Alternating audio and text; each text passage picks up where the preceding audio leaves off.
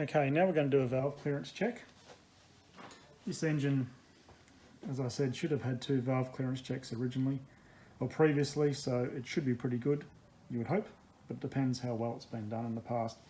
A lot of engines I see, even after they should have had 2 or 3 checks, no one's obviously done anything.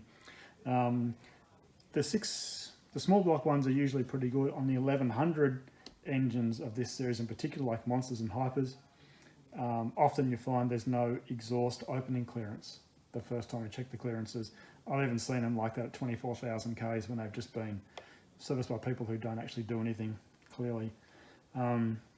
Bit different to the traditional 2-valve engine in how they work. First thing we'll do is pull the rocker retaining clip out. Same retaining clip as the 2-valve, bit harder as the traditional, bit harder to get out. The opening rocker is actually the exact same part as the earlier engines. But on these ones, you can't push both opening rockers across and rotate the cam fully. You just can't do it the way the head's designed. So you have to do one cylinder at a time. So in this case, we're going to do the inlet. Exhaust is too hard to see at the moment. So we can push the rocker across, just position the cam so the rocker slides across. Okay, and what you'll find is you get cam rotates sort of from there around to there. So about a third of a rotation or so. And during that rotation, there'll be part of it with base circle and part of it is with the valve open. So we'll just push the valve down and there you go. The valve's open with the cam rotated clockwise as far as it'll go, is open. As it comes around anti-clockwise, it's on the base circle. And someone who knows what they're doing has done this because there's a little bit of clearance there, but not much. I can feel just a tiny bit.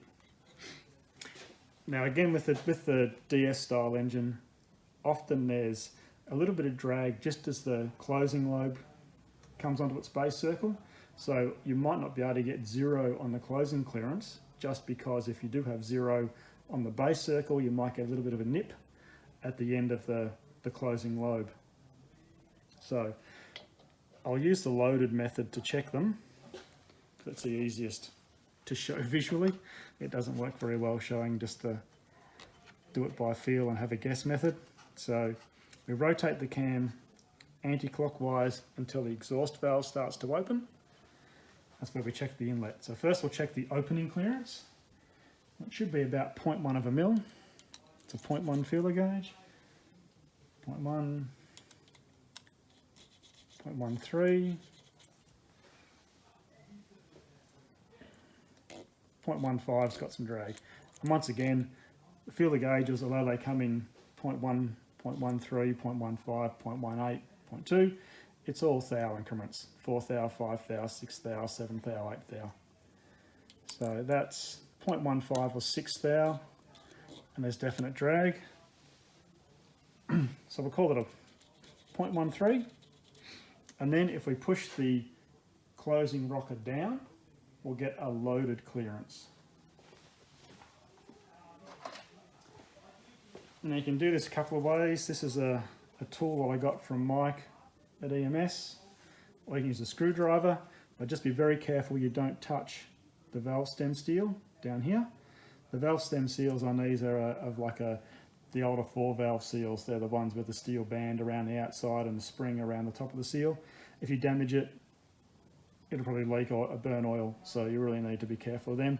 This you can just pop in here, rest on the edge of the rocker. Hopefully I can make it work. That side. So put it in on that side, and now we push the rocker down. And if we had 0.13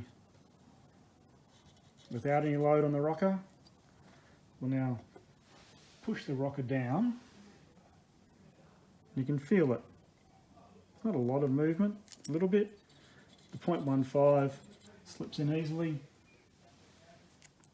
The 0.18 slips in easily. And the 0.2 doesn't. So we'd call that probably 0.05 closing clearance. and 0.13 opening clearance. So I would, 0.05 is not much. It's up to you if you'd want to adjust it. I probably would, but I just do that sort of thing. It's not bad. I see engines that have 0.2 closing clearance, and going from 0.2 to 0.05 or 0.03, 0.02 should make a difference to how it runs, how it starts, particularly the engines with the closed loop fuel injection system. You can't do any tuning at idle or low throttle because they tune themselves, but I have had people tell me that, you know, pulling the closing clearances down from, you know, 0.15, 0.2 to as close to 0 as possible makes them start better and run better at low speed. So it's worth doing, in my opinion. And certainly if you have tight openers, that's the biggest issue as well. So we'll slide the rocker across, take the opening shim off. Now, to hold the closing rocker down,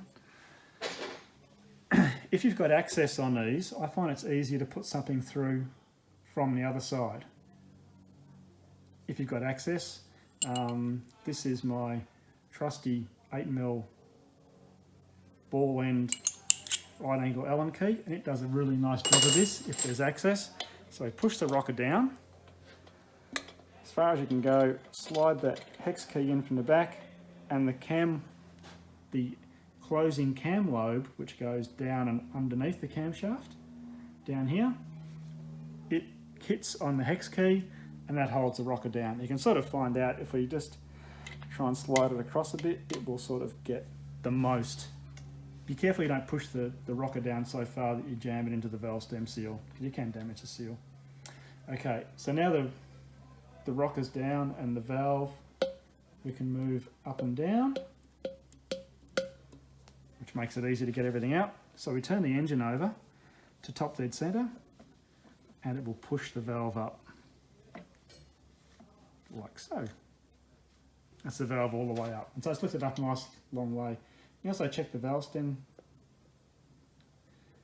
the valve guide clearance. These engines are pretty hard in their guides. At 32,000 Ks, there is a bit of clearance, and the exhausts are probably worse. You can wobble them around a bit. Okay, so now we need to get the collets out and the shim off. Sometimes these can be quite stiff, so you just push them down as far as you can. Sometimes you can't get them down that far. And I pull the collets out. I try and pull them out so that I know which way they were. If you have to get them out with a magnet because that's the only way you can do it, that's what you have to do. But I try and do it so that I know which way they came out. It's important because as the collets wear in, they do get wear marks on them, and it might be in the region of 0.05 to 0.1 of a millimetre. So if you put a collet in the wrong way around, it will change the valve clearance by double that potentially when you put a new shim in. So it's important to make sure the collets go back in the way they came out. And I usually just do this with fingers, and you can't see what I'm doing because my stupid fat fingers are in the way, but I just put a finger either side of the collet and try and pull it out. And that way I know it comes out the way it was in, and I can put it on the bench, and when I put it back in I pick it up and it just stays in the same orientation. Again, comes out like so. If you do mix them up or you can't get them out, you have to use a magnet to pull them out, whatever, and sometimes you just do. You have to look at them and work out which way they were in. And it's fairly obvious. They have a wear pattern on the inside at the top and on the outer edge at the bottom. As a bit more of a visual representation of collet wear, the collets live in this little groove here between the valve stem, so the valve stem, and this and your collet and your shim here. So the collet sits on this part of the shim and it wears on this part of the shim and this part of the valve. So if you look at this side, if the collet was initially round, on the top section the valve will wear it in this area, and the bottom section which sits on the shim will wear it here. So if you get the collets under a good light, and often it's the way the light reflects off them as much as the actual visual where you can see, you can usually work out which side was the bottom and which side was the top and put them back the way they were. It just makes it much more consistent. If you don't, you'll cause yourself lots of aggro, and if you put one in the right way and one in the wrong way, you'll probably get a lot of valve clearance again very quickly. So that's why you make every effort you can to put the collets back in the way they were. Sometimes you'll pull them out and you'll realise that someone has at some point flipped them over, and that really drives me insane, because then you have no idea which way it was and you just take a guess, which is really annoying. So now we're going to pull the shim out. Because you can't get spin these cams all the way over with the way the heads are made, often you have trouble getting the valves out with the valve lifted. Sorry, the shim out with the valve lifted. So what you often have to do is then lower your piston to let the valve go down to get the shim off. It can be quite annoying, and often the cam will obstruct it as well. So you often need to push the valve down through the shim, and on these engines often the shims can be quite tight on the valves. And there we go, we got it off. But even though the valve is low now, it's still on top of the piston, so it's not going to go anywhere. Just make sure that you don't wind the piston down too far, else the valve disappears into the guide, and if it goes too far, it drops into the cylinder, and then you've got to pull the head off. Okay, so we've got our shim off, and I'll measure that, and then I'll find a shim that's about 0.04 thicker, which doesn't sound like a lot, and realistically it isn't. Put the shim in and see how we go. So back with our valve shim. The original was a 2.54 millimeter shim. This one is 2.58, which is 0.04 bigger. Hopefully it will give us the clearance we want. So pop it on. Now I'll turn the engine over again to push the valve up with the piston. And that way we know it can't fall on the cylinder, and it gives us plenty of access to the collet groove here. Pick up our collets, we know which way they were, so they're going to go back in the way they were before. How you put them on is something that you just get a feel for over time. They're fiddly little things, you drop them, you lose them, all that kind of crap. But over time you get a pretty good feel for it. So drop the piston again, you can just push the valve in, and then the piston's right out of the way down there. That's sort of down around bottom dead centre. So now we can push it down and pull our locking pin out. And now we're free. And what I usually do is just at the end of the valve, a bit of a tap with a screwdriver handle, just to make sure the collets are seated. Alternatively, you can get a pick sort of thing like this and just make sure the collets have gone all the way down. These 7mm valve shims are more likely to not have a collet seat properly than the older 8mm on the traditional 2-valve. The 8mm ones go straight into 7s. You just got to make sure they're all the way in. But like that, that's in. And now we should be able to turn the cam over and see if we've got any drag or not. And with the DS engines, on the exhaust in particular, the closing spring, which is what pushes the valve back up now, and is there for idle really. Without closing springs, they idle ferociously or just not at all. On the exhaust side, those springs are quite stiff, and only 7mm pushing down with your thumb can hurt your thumb. Or if it's all oily, your thumb slips off and bangs into here somewhere, and it's like when you get a corked thigh, but you get a corked thumb, and it really hurts like hell, especially on cold winter's days. So I put the opening shim back on to save myself from throwing a Suki Lala fit, and we turn the cam over, and if you push the valve down, now the cam's pushing the valve up, and that's the valve closed. So that much rotation there is valve closed and then valve down. So you can just see as the cam comes round where the valve is. So that section there, and you can't really feel any drag, but turn the cam around as far as it'll go, which is locked the opening rocker up. We can't move it now. Turn it back a bit and move this. You know it's on the base circle. It's come up, it's closed, and I don't think there's any movement there at all. But more importantly, as the valve closes, which is just here, there's no drag. There's no sort of little grab of drag, which there often is with the DS. But often on these, if you have zero clearance on the closer, it'll feel nice. But if you push the opener across, you can feel a definite drag come onto the cam. Actually, it can be quite hard to get across. And you can feel just at the very ends, it'll go softer, and that's indication maybe you're a touch tight. It's only 0.01, 0.02 sort of thing, but often you can't get zero on these DS engines. You've got to be satisfied with, 0.02 of a mil, which realistically is just under 1 thou. But it's close enough to zero to be effectively zero and give all the benefits that we're after. And the benefit here is valve sealing. If you've got 0.15, 0.2 mil closing clearance, the valve doesn't seal very well at idle, and it will idle badly and run badly at low speed. But that's nice, so I'm going to call that done.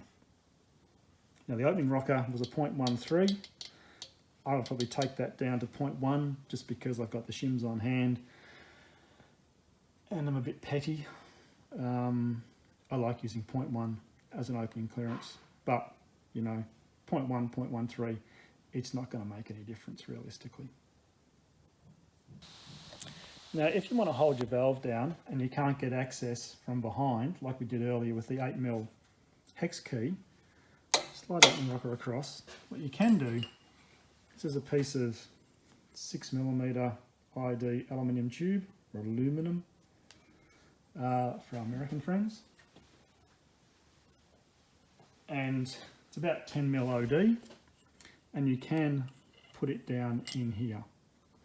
So, oops, move the camera around, push it down, and just slide the tube in there. And I'll go underneath the rocker and hold the valve down. And again, you've got valve that you can move up and down now. If I get some needle nose pliers, we can that. And then you use the piston to push the valve up so you can get the collets out, and away you go. That's the other way of holding the rocker down, and it just is easier, but there's easier access if you can get through from behind. Once you've done that and your clearances are done, push the rocker across again, which can be a little bit hard on these engines at times. You just got to find the right spot in the cam rotation and force it across. Then we get our clip. Now in here, on either side of where the clip runs is a little washer. So make sure there's a washer against the head and a washer against the rocker. And we get our clip, and the clip has to go in that orientation. If you try and put it in that way, it will hit the closing spring here. So it needs to go in this way to go all the way home. Push it in, and there you go, done. Now you can put your rocker cover back on. With the rocker covers on these, there's an O-ring around the cover here, the edge. I like to grease them. If they're greased, they certainly go in better even over being oiled, and you don't nick O-rings that way.